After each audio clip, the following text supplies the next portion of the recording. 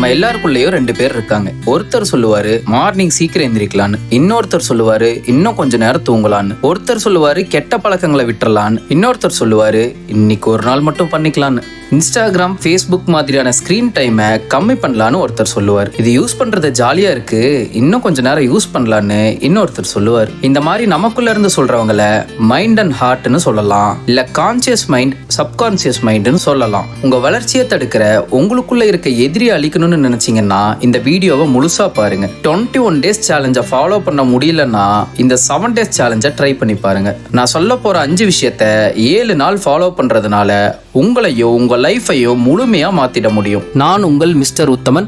இது உங்கள் brain 45. First one, phone off, screen of.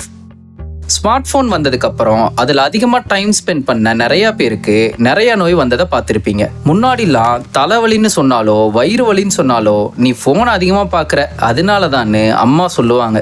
ஏன் வாழ்க்கையில ஏதோ ஒரு ப்ராப்ளம் இருக்கும், அப்போ கூட போன் யூஸ் பண்றதுனால தான் அம்மா சொல்லுவாங்க.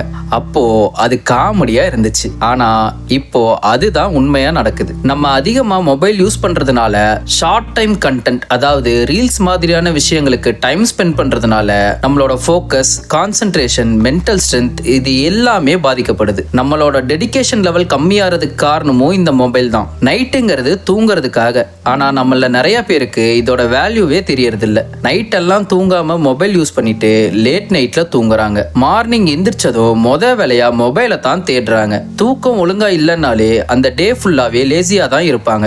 இதனாலதான் உங்களால எந்த ஒரு விஷயத்திலையும் 15 நிமிஷத்துக்கு மேல ஃபோக்கஸ் பண்ண முடியாம போகுது. அடுத்த 7 நாளைக்கு மொபைலை பேச மட்டும் யூஸ் பண்ணுங்க, ஸ்கிரீனை ஆஃப்ல வைங்க. இப்படி செய்யறனால வேலையிலையும் படிக்கிறதுலையும் கான்சென்ட்ரேட் பண்ணுவோம். Mental health, physical health, sleep quality இன்னும் அதிகம் ஆயிடும். அப்போ வர கோபம், வெறுப்புலாம் வராது. அதுக்கு பதிலா சந்தோஷமா இருக்கிறதுக்கான எஃபர்ட்டை போடுவீங்க. Second one, no fap. சுய இன்பத்துக்கு அடிக்ட் ஆகிறதுனால உங்களோட செல்ஃப் கண்ட்ரோலை இழந்துருவீங்க.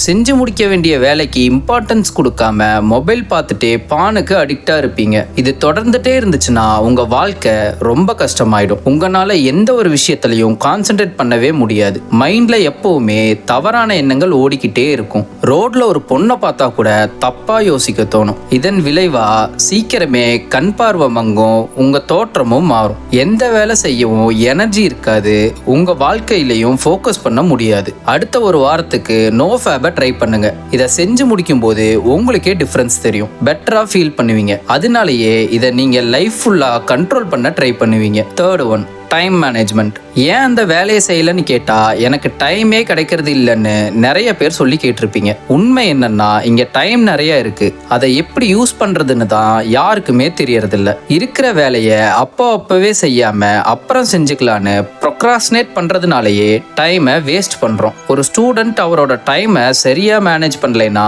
அவரு ஃபெயில் ஆயிடுறாரு. ஒரு ஜாபுக்கு போறவரு அவரோட டைமை ஒழுங்கா மேனேஜ் பண்ணலைன்னா அவரு வேலையை விட்டு தூக்கப்படுறாரு. உங்க ஹெல்த்துக்கு டைம் கொடுக்கலனா வியாதிகளும் சீக்கிரமா வந்து சேரும். இந்த மாதிரி டைம் ஒழுங்கா ஸ்பெண்ட் பண்ணலனா ஃபியூச்சர்ல லைஃப் மோசமான நிலைமைக்கு போக வாய்ப்பு இருக்கு. டைம் மேனேஜ்மெண்ட் ஒரு பவர்ஃபுல் ஸ்கில். அடுத்த 7 நாளைக்கு ராத்திரி சீக்கிரமா தூங்கி காலையில சீக்கிரமா எந்திரிங்க. இது செய்யறதுனால உங்களுக்குள்ள இருக்க எனர்ஜி சேவ் ஆகும். காலையில எழுந்ததுமே ஃப்ரெஷ் ஆயிட்டு பிரேக்ஃபாஸ்ட் சாப்பிடுங்க. 24 மணி நேரத்துக்கான ரொட்டீனை உருவாக்குங்க. எந்த டைமுக்கு ஒர்க் அவுட் பண்ணணும், எந்த டைமுக்கு படிக்கணும், எந்த டைமுக்கு ஒர்க் பண்ணணும்னு ரொட்டீனை உருவாக்குங்க. உங்க டைமோட கண்ட்ரோல் உங்க கையில இருக்கணும். எவர் ஒருத்தர் அவரோட டைமை கண்ட்ரோல் பண்றாரோ அவரோட லைஃப் அவர் கண்ட்ரோல்ல வரும். என்னென்ன வேலை செய்யணும்னு டைம் டேபிள் போட்டு அதை மிஸ் பண்ணாம இந்த 7 நாள் ஃபாலோ பண்ணிட்டு வாங்க. இதை கரெக்டா செஞ்சீங்கன்னா எனக்கு டைமே கிடைக்கிறது இல்லைன்னு சொல்ல மாட்டீங்க, எக்ஸ்ட்ராவே டைம் இருக்கும். Fourth one, don't think, just do. நம்மள நிறைய பேருக்கு இந்த பிரச்சனை இருக்கு. ஏதாவது ஒன்று யோசிச்சுக்கிட்டே இருக்கிறது, ஆனா எதுவும் செய்யறது இல்லை. இப்படி யோசிச்சுக்கிட்டே இருக்கனால நம்ம மூளைக்கு தான் பாதிப்பே தவிர வேற எந்த யூஸும் இல்லை. பிரைன் டயர்ட் ஆகி எந்த ஒரு விஷயத்தையுமே செய்யறதுக்கான எனர்ஜி இருக்காது. ஆன்சியஸ் அண்ட் டிப்ரெஷனா ஃபீல் பண்ணுவீங்க. இதெல்லாம் மாத்தணும்னா ஓவர் திங்கிங்கை ஸ்டாப் பண்ணணும். இந்த சேலஞ்சோட 7 டேஸ்ல எப்போ ஓவர் திங்கிங் வந்தாலும் அப்பவே அதை ஸ்டாப் பண்ணிட்டு உங்க மைண்ட்ல 5, 4, 3, 2, 1ன்னு கவுண்ட் பண்ணுங்க. உங்ககிட்டயே டோன்ட் திங்க், ஜஸ்ட் டூ அப்படின்னு சொல்லுங்க. உங்களோட ஓவர் திங்கிங்கை நிறுத்துங்க. இது மெல் ராபினோட 5 செகண்ட் ரூல். இதை செஞ்சு முடிச்சதும் எந்த வேலை பார்த்துட்டு இருந்தீங்களோ அதை கண்டினியூ பண்ணுங்க. நீங்க ஒரு வேலையில ஃபோக்கஸா இருக்கும்போது உங்க மைண்ட்ல ஓவர் திங்கிங் வராது. உங்களை நீங்களே பிஸியா வச்சுக்கோங்க. யோசிக்கிறதுக்கான சான்ஸே கொடுக்காம ஆக்ஷனுக்கான வழியை மட்டும் பாருங்க. 5th one, zero thoughts. லாஸ்டா நீங்க பண்ண வேண்டிய விஷயம் என்னன்னா பிராக்டிஸ் மைண்ட்ஃபுல்னஸ்.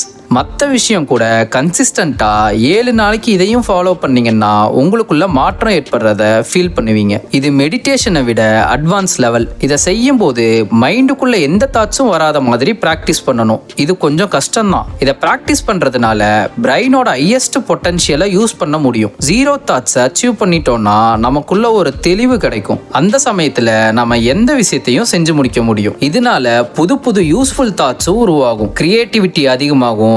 அடுத்த ஒரு வாரத்துக்கு இந்த விஷயத்தை பிராக்டிஸ் பண்ணி பாருங்க. நிஜமா ரொம்ப பெரிய இம்பாக்டே ஏற்படுத்தும். உங்க லைஃப்ல என்ன வேணும்னு நினைக்கிறீங்களோ அது எல்லாமே கொஞ்சம் கொஞ்சமா கிடைக்க ஆரம்பிக்கும். 7 days இதை பிராக்டிஸ் பண்ணதுக்கு அப்புறம் உங்க லைஃப்ல என்னென்ன சேஞ்சஸ் நடந்திருக்குன்னு கமெண்ட்ல சொல்லுங்க. இந்த வீடியோ உங்களுக்கு பிடிச்சிருந்துச்சுன்னா லைக் பண்ணுங்க. இதே மாதிரி வீடியோ பார்க்க சப்ஸ்கிரைப் பண்ணுங்க. Bye by.